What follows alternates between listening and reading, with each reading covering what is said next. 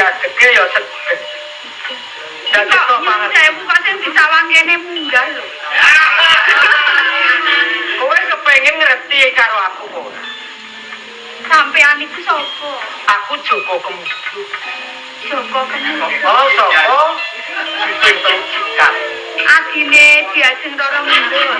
Adine Mbak Yu Loro Mundur. Kok kowe ana ing kene? Aku mbok kepengin tetepungan karo garwamu iki sapa? Aku durung duwe sisian. Tenan opo piye? Pacangane urung duwe kok apa meneh bojo lho. Ojo-ojo kok kek kur ngapusi sebulan. Tenan sing kono Pak Joko. Bener apa Pak Joko? Nek sing sebulan menika pancen estu dereng kagungan. Wes suwe ora ketemu karo panjenengane dadine. Nek sejatine nggih pun kagungan. Ning nek wonten mriki lak dereng to? Lah, tak dereng teng bulan. Katen umpami ning umpama niku iso tenan ya bisa ora ya ora apa-apa. Umpama wong kula niku ya tesih Joko ning ya yutani Joko. Joko kaset. Nek umpama sliramu ki tak pundhut garwa, tak pek bojo, tak jak bebarengan urip, ngono sliramu kersa. Moh nolak. Moh nolak. Nek ngono yo padha karo aku. Aku ki ngerti kowe ku njur atiku kaya priye ngono lho.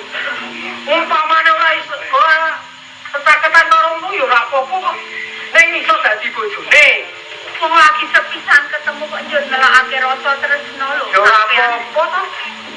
Jadi saben-saben ketemu Kiai Putri kok ya ngono kuwi. Sopo nek sliramu gelem tak pundhut garwa. Sopo pratelakno marang pun kakak.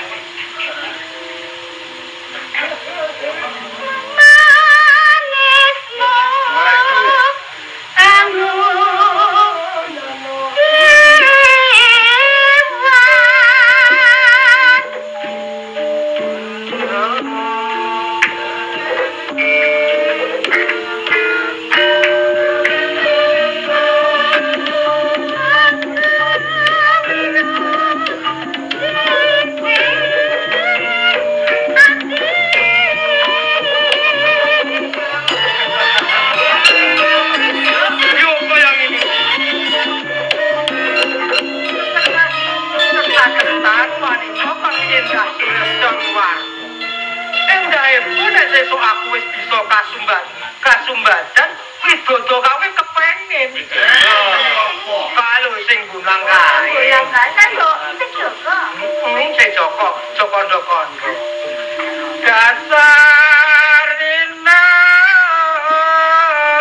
kapur.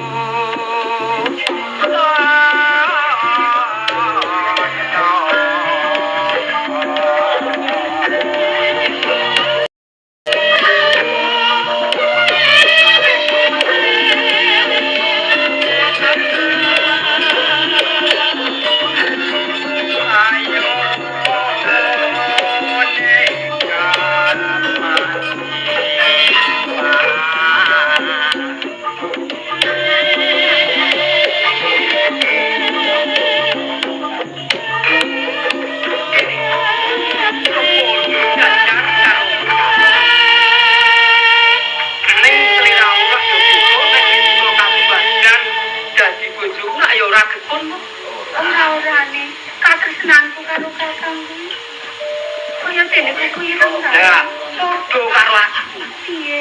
Sakjroning atiku sawise sak bisa sak kejar.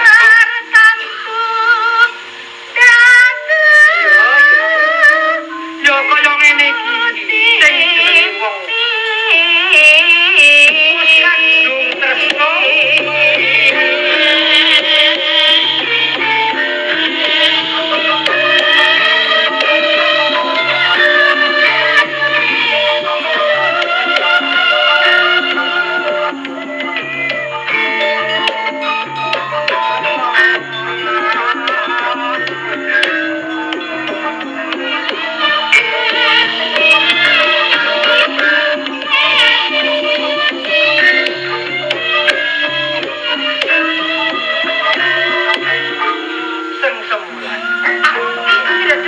Kak. Yo rasa ndedeg.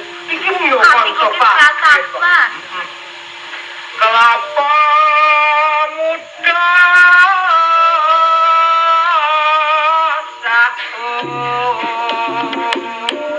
apa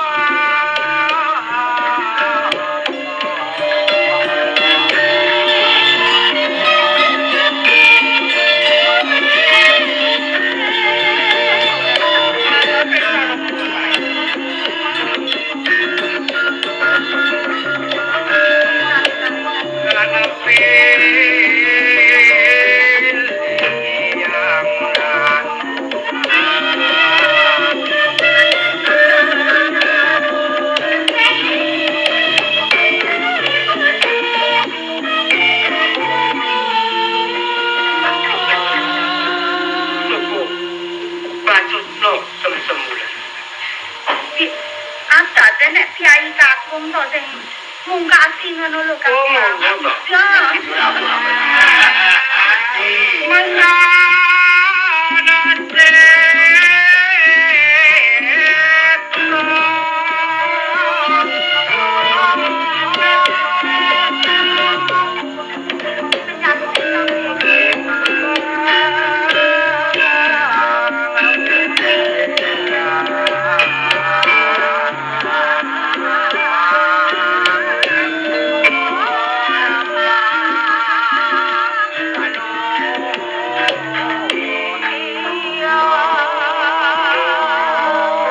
Tenan lho Kak.